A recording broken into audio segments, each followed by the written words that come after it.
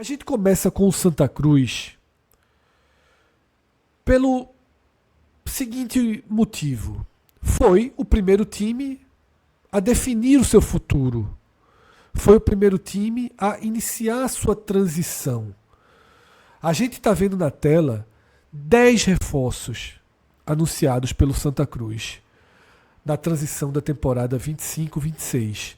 A gente vai de Patrick Alain, o primeiro dos jogadores trazidos pelo Santa, um velho conhecido de todos aqui em Pernambuco, meia que se destacou no Náutico, que foi um jogador importante para o acesso do Náutico. A gente está vendo ali a estatística dele na temporada: 40 jogos, 34 como titular. Patrick Alain foi a primeira carta que o Santa Cruz trouxe na temporada, e depois seguiram jogadores ali de composição de elenco: Jansson, Gabriel Souza, Alex Juan, Andrei. Vieram Robinho, Vitinho, Quirino, Pedro Costa, e ainda falta anunciar oficialmente Matheus Regis, mas obviamente já está 100% integrado ao elenco. A primeira pergunta, Arthur, é a seguinte: mais do que o acesso da Série D para a Série C, o Santa acelerou e basicamente oficializou a sua nova alma, o seu novo DNA, que é o de uma SAF. Tá? Faltam apenas detalhes, formalidades para o Santa ter a SAF realmente instalada, mas na prática, 2026 já é uma temporada 100% Santa Cruz SAF. Considerando, Arthur, esses dois movimentos que estão interligados: o acesso do Santa para a Série C e a transformação em SAF. Esses 10 reforços, somados às saídas e permanências, foram do tamanho que você esperava da transição para sair da quarta e chegar na terceira divisão, e fundamentalmente para ser um clube com cara de SAF, Arthur? Boa noite, Fred. Boa noite, Atos. Falando aqui oficialmente, né, pela primeira vez nesse programa, saudando aí toda a audiência. Bom estar de volta aqui nesse formato de live, dividindo a gravação não apenas com você e Cássio, Celso, normalmente, que é o que a gente tinha, mas também Atos aqui e mais pessoas que vão acabar se juntando ao programa. Fred, para responder essa sua pergunta, eu vou voltar um pouquinho no que você comentou antes da questão do processo da SAF do Santa, porque eu acho que é um preâmbulo que vai acabar trazendo a minha resposta sobre o mercado do Santa, se está dentro do que eu esperava ou não. Por mais que o Santa Cruz ele esteja em vias de se tornar SAF, e pelo menos pelo que a gente acompanha até o momento, é um processo basicamente irreversível, faltando apenas formalidades. Na verdade, o que falta é apenas a questão da aprovação do plano da RJ, né, do plano de pagamento com os credores. Todas as outras etapas internas ao Santa Cruz elas já foram concluídas, a aprovação da Assembleia Geral de Sócios no Conselho, todas com ampla maioria. Mas, por mais que se tenha isso, não é um Santa Cruz que já vem tendo investimentos da SAF. Eu não vou entrar nessa discussão aqui de se já deveria estar tendo investimentos ou não. A gente viu, por exemplo, na Série D, isso gerar uma celeuma, porque o Santa Cruz contava com os investimentos da SAF, e por isso aumentou muito a sua folha, migrando do Pernambucano para a Série D, trazendo jogadores que claramente foram trazidos pela SAF, caso de Thiago Galhardo, caso de Felipe Alves, e que depois acabou virando um problema porque o processo da SAF foi indo para frente, os investidores não viram a segurança para realmente arcarem com o salário desses jogadores, e o Santa Cruz chegou numa situação ali no final da competição em que ele não tinha como bancar os salários, teve uma questão ali de pagamento de algumas verbas por parte da SAF para poder pagar os salários, enfim. E aí eu falo tudo isso porque a minha sensação é de que a SAF do Santa, dessa forma, não está ainda entrando com o dinheiro propriamente dito. Aquele orçamento, por exemplo, que Cássio sempre traz, de 36 milhões, por exemplo, que o Santa Cruz vai ter no mínimo na Série C, de orçamento para o futebol no ano inteiro. Não acho que é uma realidade que está sendo posta em prática ainda, porque não teve esse início oficial da SAF. E talvez até um pouco de aprendizado do Santa Cruz de não contar com esse dinheiro antes da hora, de não assumir contratos agora para o começo do ano, já que esse investimento não está acontecendo. Então, considerando tudo isso, A minha expectativa era de que realmente o Santa Cruz não iria começar o ano montando um elenco com cara de Santa Cruz SAF, mas sim um elenco com cara de Santa Cruz Associação, com cara do Santa Cruz que a gente sempre conheceu, tendo um acesso da Série D para a Série C. E eu acho que as contratações que o Santa Cruz fez são contratações nesse nível. Eu acho que o mercado que o Santa Cruz fez é um mercado de uma equipe de Série C que está subindo agora da Série D, mas não uma equipe que está subindo da Série D, como, por exemplo, vou dar um exemplo da equipe que subiu junto com o Santa, o Maranhão, que é um mercado claramente pensando em se manter na Série C. É uma equipe que subiu, mas buscando ali galgar um pouco mais, né? Buscando estar pelo menos ali posicionado no meio de tabela, primeira página, entre os 8 primeiros. A gente sabe que vai acontecer ainda muita coisa, vai ter ainda muita contratação, mas um mercado padrão. O Santa Cruz não está tendo um mercado, por exemplo, no nível do Guarani, que claramente é um mercado muito acima das outras equipes da divisão da Série C, e aí muito impulsionado pelo dinheiro da venda ali de Richard Rios, que ficou uma grande parte com o Guarani. Então, o Santa, para mim, faz um mercado no nível de Série C, no nível do Santa Cruz Associação, e a gente até já fez um programa aqui, né, Fred, falando sobre o raio-x do mercado do Santa Cruz, as contratações, uma avaliação, e eu até trouxe com mais detalhe naquele programa de que mesmo considerando esse parâmetro, que aí era uma expectativa minha, e aí por isso que eu digo que eu não me decepcionei tanto, porque eu já não tinha uma expectativa de que o Santa Cruz ia começar o ano fazendo contratações de um nível muito alto, como eu vi alguns torcedores especulando, principalmente logo depois que acabou a Série D ali, talvez ainda na ânsia, né, na comemoração ali do ano positivo que o Santa Cruz teve em 2025, falando em nomes como Keno, João Paulo, Gilberto. Eu nunca me empolguei muito e acreditei que iam vir esses nomes, pelo menos não nesse momento. Mas, mesmo nessa expectativa menor minha, eu ainda esperava um mercado do Santa Cruz ligeiramente superior a esse. Eu acho que o Santa Cruz ele está na faixa de mercado que eu imaginava, mas talvez no limite inferior dessa faixa de mercado, podemos dizer assim. Eu imaginava um Santa Cruz trazendo alguns jogadores com mais cara realmente de titulares e de que estavam ampliando o nível da equipe titular do Santa. Eu acho que vieram alguns jogadores com essa característica. A gente falou, por exemplo, Patrick Alain, um jogador nessa característica, o Alex Juan, o próprio Pedro Costa. Acho que o Quirino é um jogador também bem interessante, conhece bastante a competição, já teve vários acessos. Mas, olhando principalmente para o setor de pontas, a gente até trouxe o debate, né? O Santa perdeu, por exemplo, o Giovani, e eu não consigo olhar para Robinho e Matheus Regis e dizer, eu tenho convicção que esses caras são de um nível, de uma prateleira acima de Giovani. E aqui eu não estou dizendo que Giovani é melhor, tá? Eu estou dizendo que eu não consigo cravar com convicção que Robinho e Matheus Regis estão numa prateleira acima. E o Santa Cruz, para mim, precisava ter um jogador de uma prateleira acima.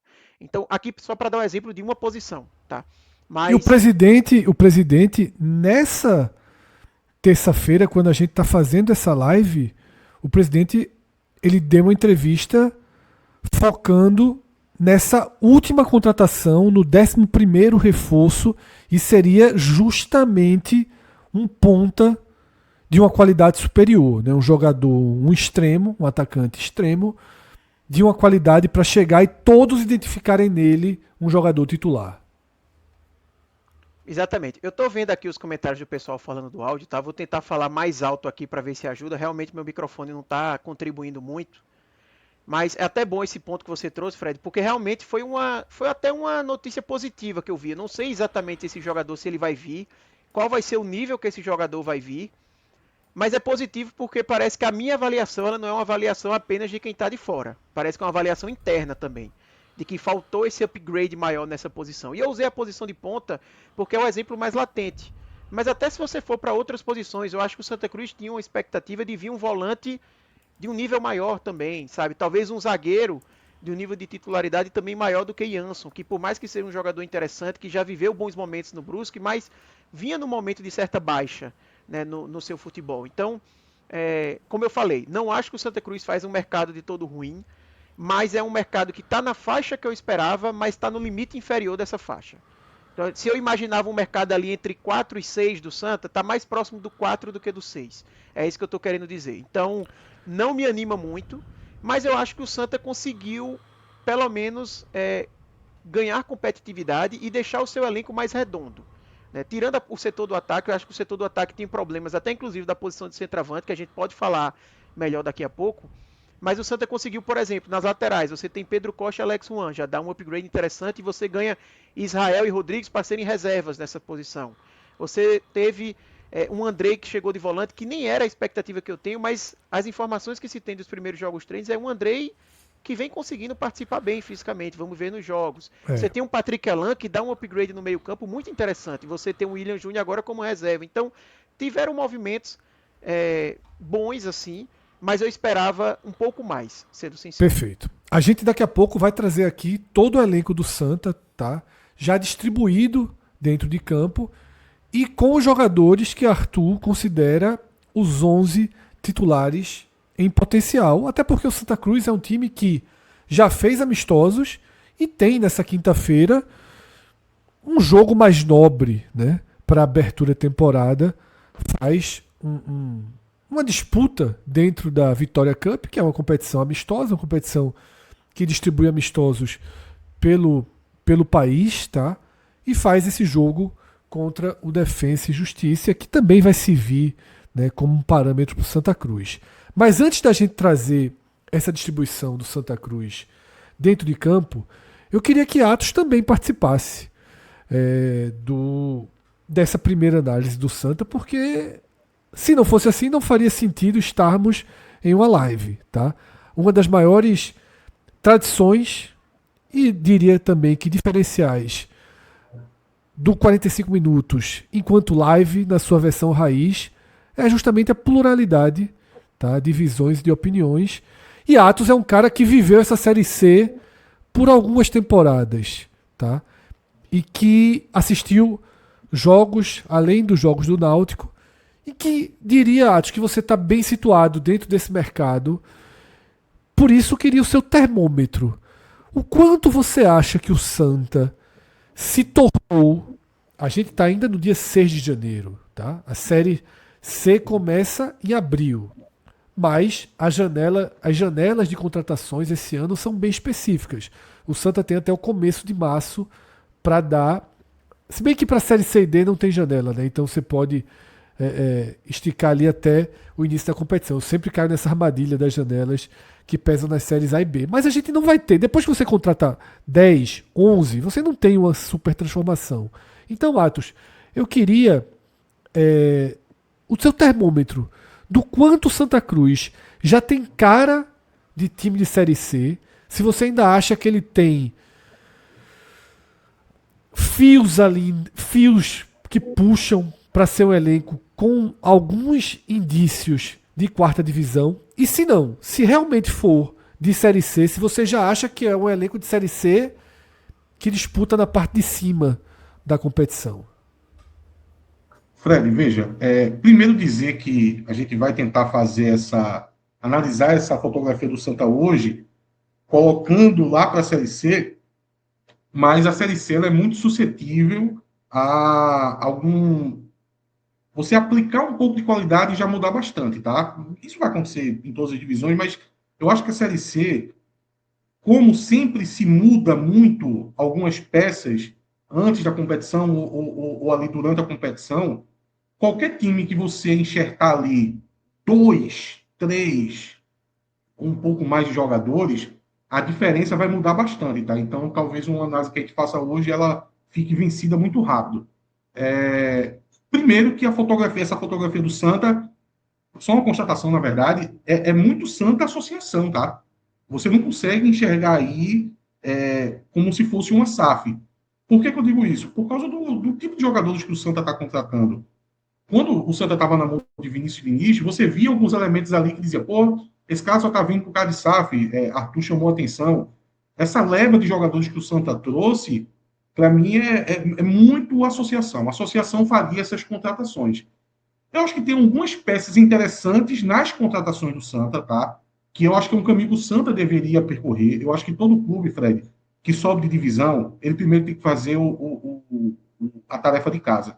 E a tarefa de casa é você olhar para a divisão da onde você veio, conseguir trazer algum destaque, e na divisão que você está indo, você trazer jogadores que têm o costume de jogar aquela competição.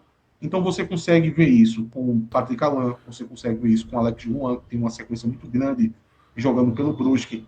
A contratação do Matheus Regis, para mim, também atende isso, tá? Mesmo que ele não venha a ser titular, eu acho que numa boa fase tem capacidade de ser, mas é um jogador que eu acho que acaba agregando Mas eu acho que o Santa tem um problema que é a base que permaneceu da Série D. Eu acho que ali você vai ter mais dificuldades com alguns jogadores, principalmente o meu de zaga, que não foi tão testado assim, né? Sempre jogou muito protegido na mão do Marcelo Cabo. E eu acho que se o Santa for um pouco mais propositivo nessa Série C, essa zaga pode não se mostrar tão testada ainda. A posição de centroavante eu acho que está faltando muito para o Santa. Não que o Quirino seja um mau jogador, mas é um jogador que parece muito de uma composição de elenco. De você ter uma peça ali com uma opção que ele de alguma maneira vai ajudar. Eu acho que assim ele pode ser encarado de forma positiva. Agora, como sendo centroavante que vai ser o homem-gol do Santa Cruz, aí eu acho que já falta um pouco. Concordo com o Arthur na questão dos jogadores de lado, eu acho que falta também mais qualidade e tal. Em todas as posições você vai achar isso, tá? Acho que o gol é muito preocupante para o Santa Cruz. Tá aí. Eu falei algumas vulnerabilidades, mas eu vou eleger a maior de todas, na minha opinião, tá? Eu acho que é a questão do gol. Porque você perdeu praticamente o Felipe Alves. Vou ficar muito surpreso se o Santa Cruz, agora nesse início de ano, começar a trabalhar o Felipe Alves. Eu acho que ainda é um jogador perdido. Pode ser que se recupere em algum momento. Mas eu acho que para o início do ano é um jogador perdido, então você vai ter que trabalhar com o Kennedy, com o Gabriel, e eu acho que o Santa Cruz está faltando bastante aí na posição de goleiro, tá? Então eu acho que é um elenco que está se formando, Fred. Tem algumas peças, tem, mas vai precisar contratar bastante até a Série C. A gente já está vendo aqui na tela a disposição do Santa Cruz, dos reforços, dos remanescentes no gramado, tá? É o nosso famoso campinho que acompanha a gente durante toda a temporada.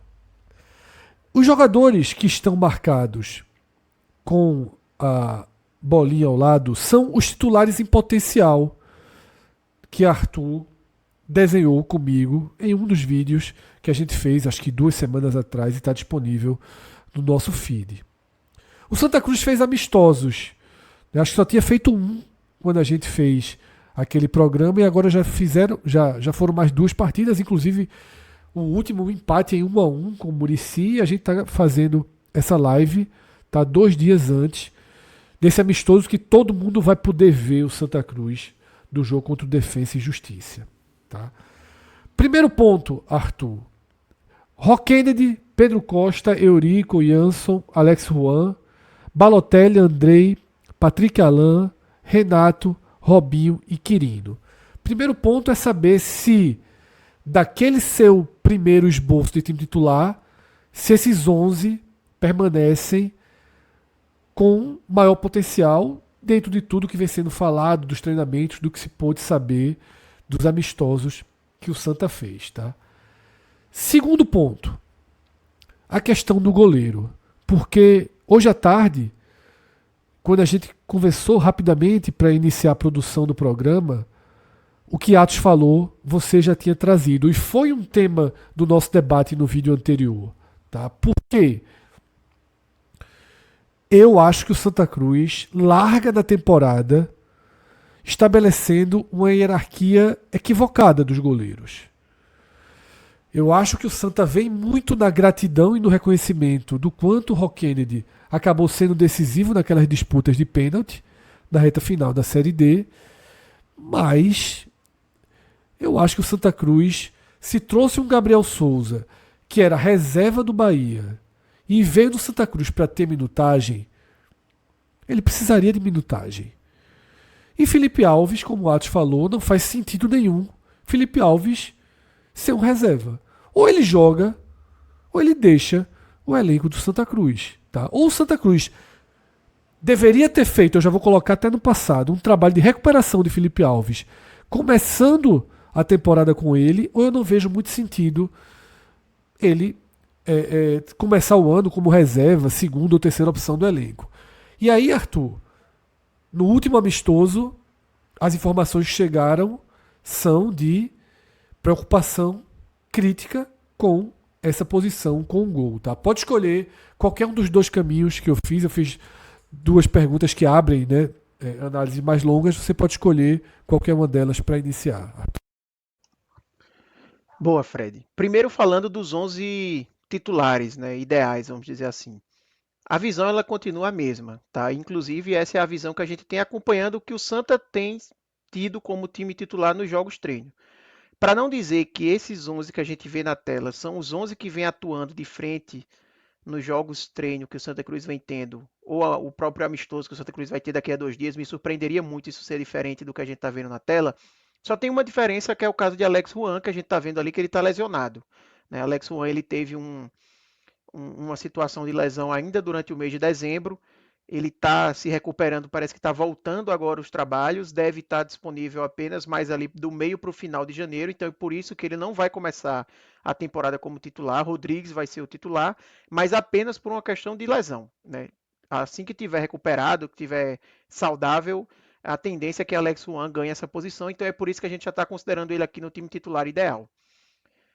E aí, falando das preocupações, eu acho que outro ponto ainda, falando desse time titular ideal que a gente pode citar, é a situação de Matheus Regis, porque Matheus Regis foi o último contratado do Santa, inclusive ele é o único que ainda não foi anunciado e também o único que ainda não está regularizado. Todos os outros atletas que o Santa Cruz tem à disposição no elenco já estão regularizados. E Matheus, por exemplo, nesse jogo treino contra a equipe do Muricy, ele não participou. Ele estava apenas de tênis, né, acompanhando ali a movimentação. Então, é um jogador também que a gente ainda não consegue avaliar 100% se ele vai estar no time titular, porque ele chegou depois. Ele não vai começar a temporada como titular, seguramente. Mas aí, talvez, com o passar do tempo, ele acabe ganhando a posição. Não sei a avaliação da comissão técnica a respeito disso. Então, é outro jogador que a gente pode deixar essa possibilidade aí de mudança nesses 11 iniciais.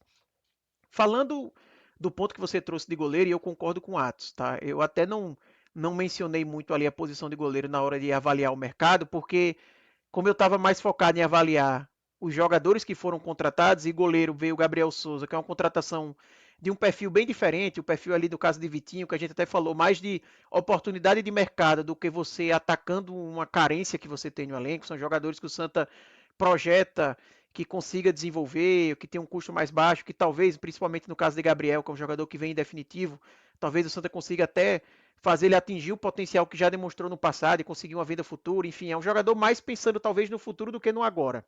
Mas a posição de goleiro, e eu tinha já falado na avaliação do elenco, me preocupa porque, na minha concepção, o Santa Cruz precisava ter trazido um goleiro para ser titular. Rock Kennedy foi muito importante no acesso do Santa Cruz na Série D. Ele foi decisivo nas cobranças de pênalti, mas isso não pode apagar o fato de que ele não passou segurança. Tá? Rock Kennedy, além de ter salvado nos pênaltis, ele também falhou em pelo menos 2 oportunidades ali durante o mata-mata. Depois que o Santa conseguiu acesso, ele até não teve mais tantos casos de falha, mas assim, não foi aquele goleiro que passou confiança nos 90 minutos. Não é um goleiro que você olha E já vinha da falha na semifinal do Pernambucano na ilha, né? Exatamente, muito bem lembrado. Então, assim, não é um goleiro que você olha e temos o goleiro titular para a Série C, porque uma avaliação quando o time faz um acesso, ela é uma avaliação até simplória muitas vezes de que, cara, você vai aumentar o nível de desafio, você precisa aumentar o nível do seu time. Se você tem um jogador que você já tinha dúvidas se ele tinha o nível necessário na Série D, dificilmente ele vai ter o nível necessário na Série C. Então o Santa Cruz precisava fazer essa contratação. Veio o Gabriel Souza, não é um jogador com esse perfil. Eu não contratei porque é um cara que tem ali um currículo muito interessante, que pode ser uma oportunidade de mercado muito interessante, mas não veio o goleiro titular. E me preocupa um pouco, que a gente até falou naquele programa, Fred, porque Gabriel Souza ele vem de fato sendo o terceiro goleiro na hierarquia do Santa. Quando a gente vê a participação em amistosos, sempre é Rock Kennedy titular, Felipe Alves entra e Gabriel entra num terceiro tempo, se existir, ou se substituir um goleiro no segundo tempo ali do amistoso do jogo treino. Então ele realmente é a terceira opção. Aí a gente não sabe se é uma questão de hierarquia da avaliação de Marcelo Cabo, porque está chegando agora, eu tenho um Rock Kennedy que estava jogando, o Felipe Alves que tem todo o nome, a carreira, o currículo que ele tem, Gabriel só chegou agora, ou se é uma questão de desempenho nos treinos. Se for uma questão de desempenho nos treinos, até me preocupa. Porque se Gabriel chegou para nos treinos estar demonstrando um potencial menor do que Felipe Alves e Rock Kennedy, é uma contratação que não faz muito sentido. E para além disso, essa posição foi a posição em que mais se trouxe preocupação entre imprensa e influências do Santa Cruz que acompanharam o último jogo treino, porque Rock Kennedy foi meio que um comentário generalizado de que ele não passou segurança nesse amistoso contra o Muricy. Tá? Que não teve uma falha clamorosa dele, mas assim, teve lances em que ele poderia ter segurado a bola com mais tranquilidade e ele não fez dessa forma, espalmando bolas que deveria ter, enfim, segurado com maior tranquilidade, como eu falei anteriormente. Porém, eu vi algumas pessoas também comentando que Felipe Alves entrou e também não passou segurança, tá? Também não foi bem. Inclusive o gol que o Santa Cruz leva não tem culpa de Felipe Alves, mas foi com Felipe Alves já participando da partida. Então, preocupa essa posição de goleiro. Minha expectativa aqui, tá? Em relação, não é uma informação, mas é achismo mesmo. Eu acho que o Santa Cruz não vai trazer outro goleiro enquanto não resolver a situação de Felipe Alves. E não é uma situação fácil de resolver, Fred, porque assim, você falou, ou utiliza ou deixa ele sair. O problema é que Felipe Alves é um cara que ainda tem mais 4 anos de contrato e tem um salário mais alto do elenco do Santa Cruz. Quantos anos de contrato, meu amigo? Mais 4 anos. Desculpe, isso é um absurdo, Arthur. Eu tô falando com veemência aqui, Fred também acabou fazendo. A gente já sabe disso há muito tempo, né, Arthur? Isso, eu só reforcei. Não teve oportunidade, talvez, de debater numa live como essa, isso daí, porque isso é uma das atitudes, assim, mais impressionantes que eu já vi no clube de futebol. Um jogador dos piores contratos já feitos em Pernambuco, Atos. Ele tá com 36 ou com 37? Eu acho que é 37. Um jogador com 37 anos, você dá... O total foi 4 ou foi 5 anos? Foi 5 anos o total, né? Isso não existe. Isso não existe. Veja só, como é que um jogador com 37 anos. Você dá 5 anos de contrato, o salário básico é 150 mil, tá, gente? É muito dinheiro. Gente, meu Deus do céu, Fábio... Faz 38 agora em maio. Olha, o Fábio aparece uma vez e nunca. É um caso único, na verdade, Fábio. Para jogar bem acima dos 40 anos. Jogador com 37 anos, chegam muitos. Mas poucos deles vão romper a faixa dos 40. É quase que impossível isso acontecer. Você não pode dar um contrato de 5 anos para um jogador de 37. Isso não existe. Não, é um absurdo completo. E é até bom você trazer esse ponto, Atos, porque eu acho que foi passando batido. Primeiramente veio a informação de 3 anos de contrato. Foi a primeira informação que foi divulgada. E com 3 anos de contrato eu já disse que era um absurdo. Eu me lembro até hoje que no dia que foi anunciado eu falei, 3 anos de contrato para Felipe Alves não existe. É um completo absurdo você dar 3 anos de contrato para um goleiro de 37 anos. Na época ele tinha 37, já ele vai fazer 38. Depois que veio a informação de 5 anos, já era reta final de Série D. Foi minha. Não, e já era reta final de Série D, todo mundo já estava naquela, vamos subir agora, depois a gente pensa nisso e tudo mais, e passou batido. Mas é um absurdo completo, porque é um cara com 5 anos de contrato e o maior salário do elenco, um salário de 3 dígitos. Sabe, assim, ele é o maior salário do elenco do Santa Cruz com folga, assim. Eu não sei qual é o segundo, mas com 3 dígitos segundo, começando com 1 ou com 2? Com Não, aí com 2 aí você também já quer demais, calma. Mas assim, é como o Atos falou, a informação que se tem é que um salário próximo ali de 150 mil reais, por exemplo. E para uma realidade do Santa Cruz é muito alto. Eu não sei se o Santa Cruz tem outro jogador recebendo 100 mil, por exemplo. Eu não sei. E Arthur, a gente, ao longo dessas últimas semanas, o Sport especulando goleiros aí sem nenhum histórico, Arthur colocou no grupo do WhatsApp. Porra, tem que chegar em Felipe Alves. E eu fui direto e reto. Não tem condição de arcar com o salário do goleiro reserva de Santa Cruz. Esse é o cenário do Sport de 2026. O problema é que o Santa também não tem condição de arcar com o salário do seu próprio goleiro reserva, né? Agora, Fred e Arthur, me desculpa se eu insistir um pouco assim. Vocês conseguem fazer o exercício do que levou a pessoa a dar 5 anos de contrato com um jogador de 37 anos? Não. É possível imaginar. Não. Pra mim, daqueles assim, assuntos, Atos, que se você for desdobrando, você entra em território perigoso. E para não entrar nessa, é só você achar que é uma completa inabilidade de negociação e no afã de trazer o cara de toda forma para tentar vender o projeto da SAF, que eu vou trazer jogador grande e topar o que o jogador quiser. Só assim, para não entrar uma nesse visão, terreno Arthur, proibido, é uma visão boa. É isso. Foram 5 anos de contrato, né? Exatamente. Até 2029. 9 milhões e 750 mil reais. 10 milhões de reais de contrato. 10 milhões. O preço previsto para Santa Cruz foi 10 milhões. Não tem como rescindir.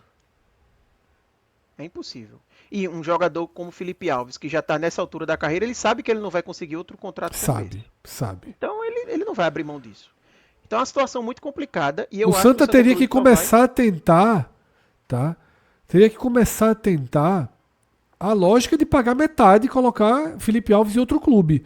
Mas eu acho que Felipe Alves nem isso vai se esforçar para fazer, porque eu acho que ele já entrou no modo reta final de carreira e não sei se ele tem algum interesse de seguir uma carreira pós profissional dentro de algum setor dessa SAF do Santa Cruz. E, Isso Fred, poderia fazer algum sentido também. isso é um ponto interessante também que eu achava, eu queria escutar Arthur falando sobre isso, que é a imagem clara do quão inflacionado é o elenco do Santa Cruz. Porque o Santa Cruz acabou a Série D falando-se em folha de 1,5 milhão. E é muito difícil você enxergar 1,5 milhão no time do Santa Cruz. Não sei contar a folha agora, mas parece ser um time muito inflacionado. Alguns jogadores sim, sobretudo os jogadores que vieram ali pela SAF, né? O caso de Galhardo, o caso de Felipe Alves. Outros jogadores eu acredito que nem tanto, tá? Assim, eu sei que tem alguns jogadores do elenco do Santa que eram bem baratos. Você tem o caso ali de, principalmente os jogadores que vieram no começo de 2025, foi uma montagem do elenco do Santa bem mais barata do que o do elenco da Série D. Né? Então você tem casos aqui, falando dos jogadores que estão na tela, acho que Israel, William Alves, Matheus Vinícius, Rodrigues, Balotelli, o próprio Balotelli, não sei se teve uma valorização muito significativa agora na reta final da Série D, né, já que foi o principal jogador do Santa, mas são jogadores que chegaram no começo de 2025, eu não imagino que tenham um salário tão alto. Agora, de fato, os jogadores que chegaram para a Série D, aí sim são jogadores que tiveram um salário mais alto. Mas aí seguindo até, Fred, falando rapidamente ali de posições que geram uma preocupação no Santa, né? A gente tem essa posição de goleiro, que a gente já falou bem, eu acho que o Santa não vai contratar. Para mim, o Santa não vai contratar até resolver a situação de Felipe Alves. Resolvendo Felipe Alves, e o resolvendo que eu digo, talvez seja isso que você falou, Fred. Conseguir alguém que pague 50% do salário. Sabe? Já seria você abrir um espaço na folha suficiente para você buscar outro goleiro. Então é uma possibilidade que o Santa Cruz poderia estar buscando. Fora isso, eu acho que só se o Santa tiver um problema muito latente na posição de goleiro. Se chegar a um cenário que realmente nenhum dos três funciona, vai ter que ir para o mercado e aí você chega talvez na fase que já entra num certo desespero. Mas aí não dá para a gente fazer uma análise aqui baseado nisso. Então, eu acho que realmente o Santa vai precisar se virar com o que tem, mas é o que você também trouxe naquele programa. É uma posição complicada, porque você começa com o Rock Kennedy, ele só vai sair se tiver uma falha ou uma sequência de falhas muito grande. Isso. Você não vai ficar trocando de goleiro toda hora. O Santa Cruz nem tem calendário para ter aquela situação de joga com 2 goleiros para ir testando. Então, assim, quem começar com que talvez fosse até o ideal para o cenário que o Santa Cruz tem. Sim. Eu não gosto quando os clubes fazem isso, mas no cenário do Santa, onde eu vejo uma disputa por igual, sem nenhuma certeza, mas são poucos jogos, né? E outra coisa, que é uma característica da temporada, tá? O Santa Cruz e todos os clubes, eles aceleram a fase de classificação do Pernambucano em 20 dias, pô. Veja só, eu tenho batido nessa tecla. A grande novidade do calendário 2026 não é os estaduais começarem no dia 10 de janeiro. É acabar a primeira fase no último dia de janeiro ou no primeiro dia de fevereiro. Isso é uma novidade. Você resolve toda a fase de classificação em 20 dias, pô. Porque não vai ter nada cortando os estaduais. É estadual, quarto domingo, quarto domingo, quarto domingo, quarto domingo. Tá? Então, isso também acaba tirando um pouco a margem para experiências e para testes. Tá? E aí, Arthur, uma última pergunta que eu deixo é: domingo, estreia contra o Decisão, tá? 18 horas, Arena de Pernambuco. O Santa, até pelo seu longo tempo de trabalho, vai com força máxima, né? É força máxima todos os jogos, né? Com certeza. Assim, não vai ser força máxima tirando os jogadores que estiverem lesionados, né? Óbvio, o Santa tem né? Alex Juan, o Santa tem Ariel, também lesionado, e Gabriel Galhardo. São os 3 jogadores que hoje estão Gabriel no Galhardo, eu li a departamento notícia que ele vai ficar disponível para pro amistoso já. Então tem a possibilidade de. Mas não é titular, né? Não faz Isso, parte da força é. máxima do Santa Cruz. Mas com certeza. Nem Ariel, né? Inclusive, esse é um ponto, Fred, que Marcelo Cabo falou durante a montagem do elenco que o Santa Cruz não iria fazer tantas contratações, porque ele não quer ter um elenco tão numeroso, porque o Santa não tem tantos jogos para jogar nesse Não vai começo de rodar temporada. tanto, né? O Santa tem basicamente Pernambucano e um jogo da Copa do Brasil garantido. É isso que o Santa Cruz tem. Então, não tem assim, necessidade de ter um elenco tão grande, porque depois não vai ter como oportunizar todo mundo. E aí eu ia fazer só mais 2 comentários rápidos, Fred, de outras posições que me preocupam. Camisa 9, como o Atos falou. Eu acho que Quirino foi uma contratação interessante do Santa, é um jogador extremamente útil, um jogador que eu vi muita gente elogiando a participação dele no último amistoso, que é aquele 9 que participa muito do jogo, volta, ajuda na marcação, ajuda na armação, deu a assistência, por exemplo, para o gol de Renato nesse amistoso. Mas o Santa hoje basicamente só tem Quirino.